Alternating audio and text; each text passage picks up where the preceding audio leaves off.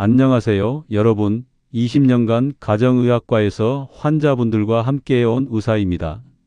오늘 이 영상을 보고 계신다는 건 아마도 요즘 목이 칼칼하거나 입안이 불편해서 고민이 많으실 텐데요. 혹시 어젯밤에도 목이 아파서 잠을 설치지 않으셨나요? 아침에 일어났을 때 입안이 텁텁하고 냄새가 나서 가족들 앞에서 말하기가 부끄러우셨던 경험은 없으신가요? 저는 지난 20년 동안 수많은 환자분들을 진료하면서 한 가지 확신하게 된 것이 있습니다. 바로 가장 간단한 방법이 때로는 가장 강력한 치료법이라는 사실입니다. 오늘 제가 여러분께 소개할 방법은 병원에 가기 전에, 약을 먹기 전에 집에서 단 5분만 투자하면 목의 통증과 입안의 불편함을 크게 줄일 수 있는 놀라운 방법입니다. 여러분, 혹시 소금물 가글링에 대해 들어보셨나요? 그냥 옛날 할머니들이 하던 민간요법 아니냐고 생각하실 수도 있겠지만 절대 그렇지 않습니다. 미국 질병관리본부와 우리나라 의학 논문에서도 인정한 과학적으로 입증된 방법입니다. 더욱 놀라운 건 이 간단한 방법이 단순히 목의 통증만 줄이는 게 아니라 우리 몸 전체의 건강을 지켜주는 첫 번째 방어선 역할을 한다는 사실입니다. 지금부터 제가 여러분께 들려드릴 이야기는 제 진료실에서 실제로 일어난 일들입니다. 김정숙 할머니 72세, 매년 겨울만 되면 감기에 걸려서 한 달 넘게 고생하셨던 분이셨습니다. 하지만 소금물 가글링을 시작한 후 지난 3년 동안 감기 한 번 걸리지 않으셨어요. 처음엔 저도 반신반의했는데 할머니가 직접 오셔서 "선생님, 정말 신기해요. 이렇게 간단한 걸로 이런 효과가 나다니라고 말씀하시더군요. 소금은 정말 대단한 자연의 선물입니다. 우리 조상들이 수천 년 동안 소금을 귀하게 여겼던 이유가 바로 여기에 있습니다. 소금물이 입안에 들어가면 세균들이 살기 어려운 환경을 만들어줍니다. 마치 바닷물에서 세균이 잘 자라지 못하는 것과 같은 원리입니다. 우리 입안은 외부에서 들어오는 바이러스와 세균들의 첫 번째 관문입니다. 하루 종일 우리가 숨쉬고 말하고 음식을 먹으면서 수많은 균들이 입으로 들어옵니다. 특히 나이가 들수록 침 분비량이 줄어들고 잇몸이 약해지면서 이런 균들에게 더 쉽게 노출되죠. 그런데 소금물 가글링 하나만으로도 이 모든 문제를 해결할 수 있습니다. 실제로 제 환자분 중에 이순자 할머니 75세가 계셨는데 치매 초기 증상으로 양치질을 제대로 하지 못해서 입냄새가 심하고 잇몸 상태가 매우 안 좋았습니다. 가족들이 돌아가면서 소금물 가글링을 도와드렸더니 3개월 만에 입냄새가 거의 사라지고 잇몸에서 피도 나지 않게 되었어요.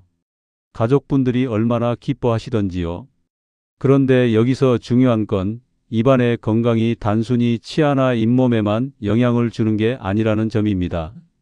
최근 의학 연구들을 보면 입안의 세균이 혈관을 타고 돌아다니면서 심장병, 뇌졸중, 심지어 치매에까지 영향을 준다는 사실이 밝혀지고 있습니다.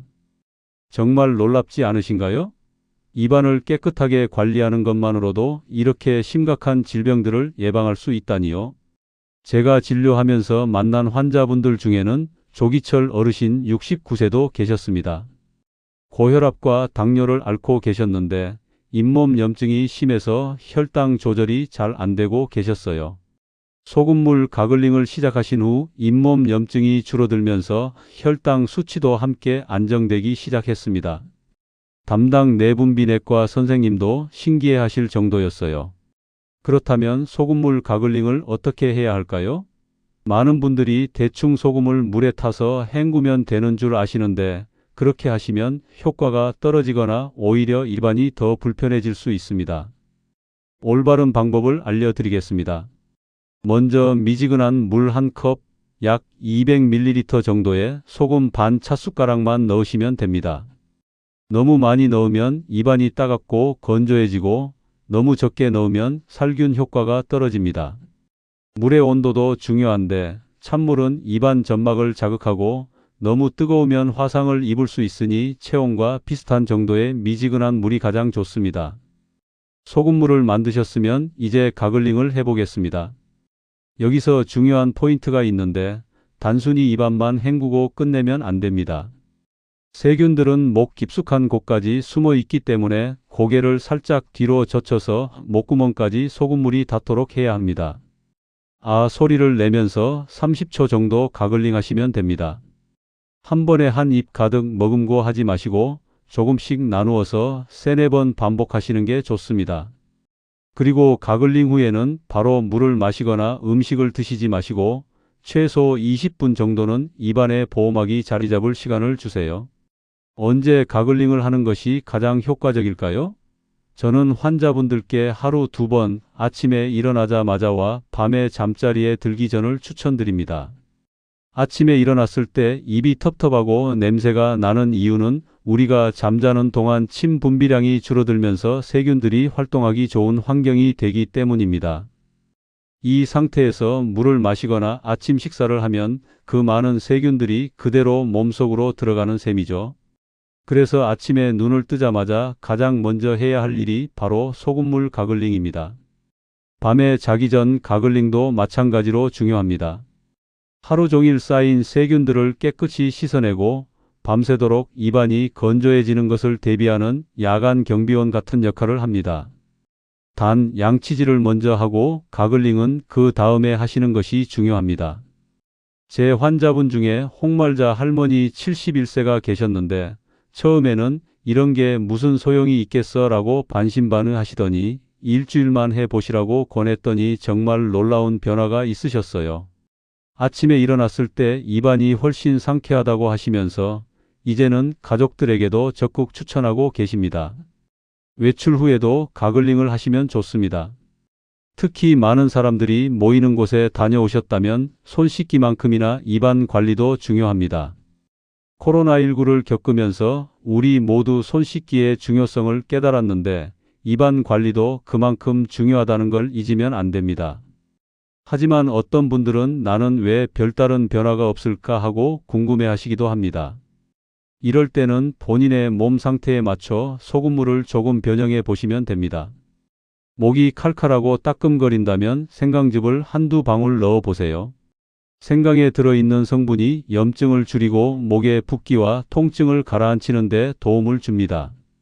저희 병원 간호사 김영희 씨 58세도 환절기마다 목감기로 고생했는데 생강 소금물 가글링을 시작한 후 훨씬 나아졌다고 하더군요.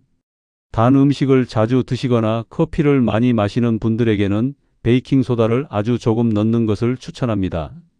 베이킹소다는 약한 알칼리성이라 입안의 산성도를 중화시켜 더욱 개운하게 만들어줍니다. 감기 기운이 자주 느껴지거나 면역력이 약하다고 생각되시는 분들은 프로폴리스를 한 방울 넣어보세요. 프로폴리스는 덜이 벌집을 보호하기 위해 만든 천연 항균 물질로 면역력을 높이는 데 도움이 됩니다. 어떤 재료든 핵심은 소량입니다. 많이 넣는다고 효과가 더 커지지 않고 오히려 점막이 예민한 분들은 자극을 받을 수 있으니 조금씩 시작해서 본인 몸의 반응을 살피는 것이 가장 안전한 방법입니다.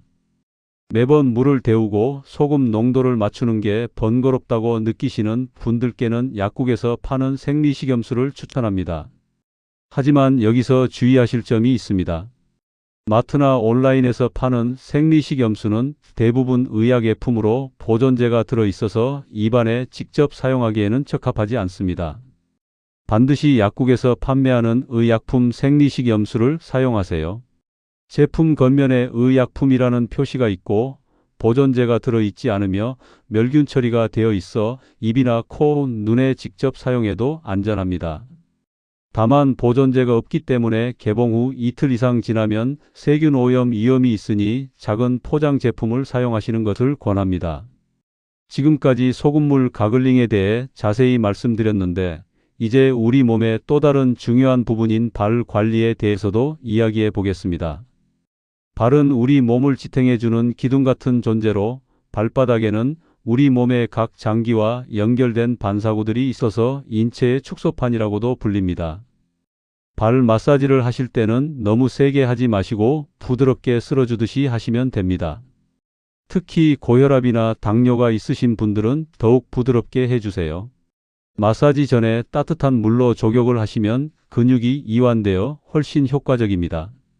편안한 자세로 앉아서 로션을 충분히 발라주시고 왼쪽 발부터 시작하세요. 발 앞쪽 움푹 들어간 부분이 용천혈인데 여기는 만성 피로나 혈액순환에 좋습니다. 용천혈에서 시작해서 아래쪽으로 쓸어주시는데 이 부분이 신장 반사구입니다. 발가락 부분은 머리와 연결되어 있어서 엄지발가락부터 시작해서 각 발가락 윗부분을 풀어주시면 머리가 맑아집니다. 발가락 기둥 부분은 목과 눈, 귀에 해당하고 엄지발가락 옆쪽은 코 부분이라 비염이나 축농증이 있는 분들은 여기를 많이 풀어주세요. 엄지발가락 아래 통통한 부분은 갑상선, 그 옆은 어깨 부분입니다. 아래쪽으로는 폐와 기관지가 있고 발바닥 왼쪽은 심장, 오른쪽은 간에 해당합니다. 갑상선 아래부터는 위, 십이지장, 췌장 등 소화기관으로 특히 당뇨가 있으신 분들은 췌장 부분을 많이 마사지해 주시면 좋습니다. 발바닥 가운데 푹 들어간 부분은 장에 해당하므로 넓게 쓸어주시고 뒤꿈치는 생식기 부분으로 피부가 두꺼우니 가볍게 주먹을 쥐어서 톡톡 두드려 주세요. 발등의 발가락 사이사이도 풀어주시고 복숭아뼈 주변과 아킬레스건 주변도 쓸어주세요. 마지막으로 발목 앞쪽을 쓸어주시는데 여기는 림프절이 있는 곳이라 독소 배출에 효과적입니다. 매일 꾸준히 하시면 발이 가벼워지고 몸 전체가 활력을 찾으실 겁니다. 뇌 건강을 위한 손 운동도 빼놓을 수 없습니다. 손을 많이 움직이면 뇌가 활성화되어 치매 예방에 도움이 되니까 텔레비전 보실 때나 시간 나실 때마다 자주 해주세요. 먼저 준비 운동부터 해보겠습니다. 박수를 치되 살살하지 마시고 조금 힘을 주어서 쳐주세요. 다음은 손가락 끝을 서로 톡톡 쳐주시고 손등도 툭툭 쳐주세요. 손등은 평소에 자극을 받는 일이 드물기 때문에 골고루 쳐주시면 좋습니다. 손가락 사이사이도 쳐주시고 마지막으로 손을 쫙 펴서 스트레칭 해주세요. 본격적인 손가락 운동을 해보겠습니다. 허리를 똑바로 펴시고 팔은 옆구리에 붙여주세요. 한 손은 주먹을 쥐고 한 손은 펴주세요.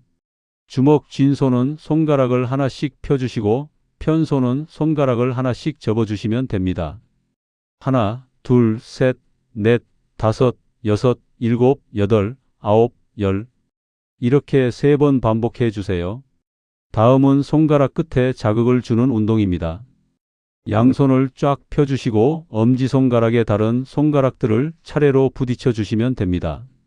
하나, 둘, 셋, 넷, 다섯, 여섯, 일곱, 여덟. 이렇게 천천히 3번 반복해 주세요. 여러분, 이렇게 간단한 방법들이 왜 이렇게 효과가 좋을까요?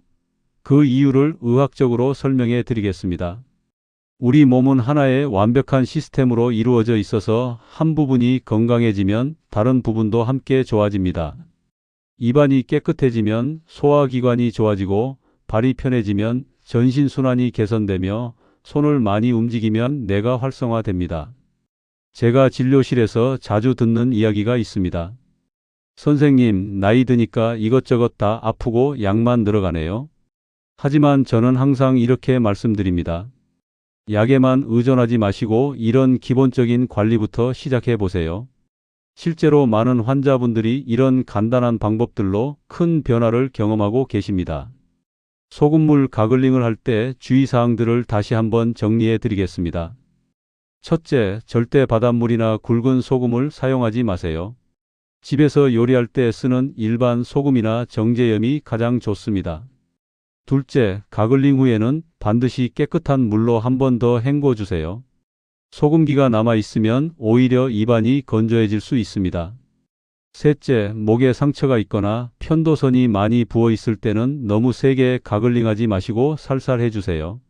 특히 당뇨병이나 고혈압 약을 드시는 분들은 나트륨 섭취를 주의해야 하는데 가글링 후에 소금물을 삼키지만 않으시면 전혀 문제 없습니다. 오히려 입안 세균이 줄어들면서 전체적인 염증 수치가 낮아져서 혈당이나 혈압 관리에 도움이 될 수 있습니다. 겨울철에는 실내가 건조해서 목이 더 자주 아프고 감기에 걸리기 쉽습니다. 이때 소금물 가글링과 함께 할 수 있는 추가 방법들을 알려드리겠습니다. 가습기를 틀어서 실내 습도를 50에서 60% 정도로 유지해 주시고 하루에 물을 8잔 이상 마셔서 몸 안팎으로 수분을 충분히 공급해 주세요. 또한 목도리나 마스크를 착용해서 찬 공기가 직접 목으로 들어가지 않도록 보호하는 것도 중요합니다. 실제로 제 환자분 중에 최영자 할머니 74세가 계시는데 매년 겨울마다 심한 목감기로 고생하셨다가 이런 방법들을 모두 실천하신 후 지난 겨울을 감기 없이 건강하게 보내셨어요. 여름철에는 에어컨 바람 때문에 목이 마르고 아플 수 있습니다. 이때도 소금물 가글링이 큰 도움이 됩니다. 찬 음료수를 많이 마시는 것보다는 미지근한 물을 자주 조금씩 마시고 에어컨 바람이 직접 몸에 닿지 않도록 주의하세요. 발 마사지를 할 때도 계절에 따라 방법을 조금 다르게 하시면 더 효과적입니다. 겨울철에는 족욕 시간을 조금 길게 하시고 마사지 후에는 양말을 신어서 발을 따뜻하게 유지해 주세요. 여름철에는 시원한 물로 족욕을 하시고 마사지 후에는 발가락 사이를 잘 말려서 습기가 남지 않도록 주의하세요. 손 운동도 마찬가지입니다. 관절염이 있으신 분들은 아침에 손이 뻣뻣할 수 있으니 따뜻한 물에 손을 담갔다가 운동을 시작하시면 좋습니다. 통증이 심할 때는 무리하지 마시고 가볍게만 해주세요. 이런 건강관리법들을 실천하다 보면 가족들도 자연스럽게 관심을 갖게 됩니다. 손자, 손녀들에게도 올바른 건강 습관을 보여줄 수 있고 배우자나 형제, 자매들과도 함께 할 수 있어서 더욱 의미가 있습니다. 건강은 혼자만의 일이 아니라 가족 모두가 함께 지켜가는 것이니까요. 마지막으로 당부드리고 싶은 말씀이 있습니다. 이런 자연 치료법들이 아무리 좋다고 해도 정기적인 건강검진과 전문의 진료를 대신할 수는 없습니다. 증상이 계속되거나 악화될 때는 반드시 병원을 찾아서 정확한 진단을 받으시기 바랍니다. 하지만 일상생활에서 이런 간단한 방법들을 꾸준히 실천하시면 병원에 갈 일이 확실히 줄어들 것입니다. 예방이 치료보다 낫다는 말이 있듯이 미리미리 건강을 챙기는 것이 가장 현명한 방법입니다. 여러분, 오늘 제가 소개해드린 소금물 가글링, 발 마사지, 손 운동은 모두 집에서 쉽게 할 수 있는 건강관리법들입니다. 특별한 도구나 비싼 비용이 필요하지 않고 단지 매일 조금씩 시간을 내어 꾸준히 하시기만 하면 됩니다. 20년 동안 의사로서 수많은 환자분들을 진료하면서 느낀 것은 건강은 거창한 치료보다는 이런 작은 습관들에서 시작된다는 것입니다. 하루 5분의 소금물 가글링이 감기를 예방하고 10분의 발 마사지가 하루의 피로를 풀어주며 3분의 손 운동이 뇌 건강을 지켜줍니다. 건강한 노후는 거저 주어지는 것이 아닙니다. 지금부터라도 이런 작은 습관들을 하나씩 만들어 가신다면 10년 후, 20년 후에도 건강하고 활기찬 모습으로 가족들과 함께 할 수 있을 것입니다. 내일부터 당장 시작해 보세요. 아침에 일어나서 소금물 한 컵으로 가글링하고 저녁에 텔레비전 보시면서 발 마사지와 손 운동을 해보래요. 한 달만 꾸준히 해보시면 분명히 몸의 변화를 느끼실 수 있을 것입니다. 오늘 영상이 도움이 되셨다면 구독과 좋아요 버튼을 눌러주시고 주변 분들에게도 공유해 주세요. 댓글로 여러분의 경험담이나 궁금한 점들을 남겨주시면 다음 영상에서 더 자세히 답변해 드리겠습니다. 다음 영상에서는 더욱 유용한 건강 정보로 찾아뵙겠습니다. 모두 건강하시고 행복하세요.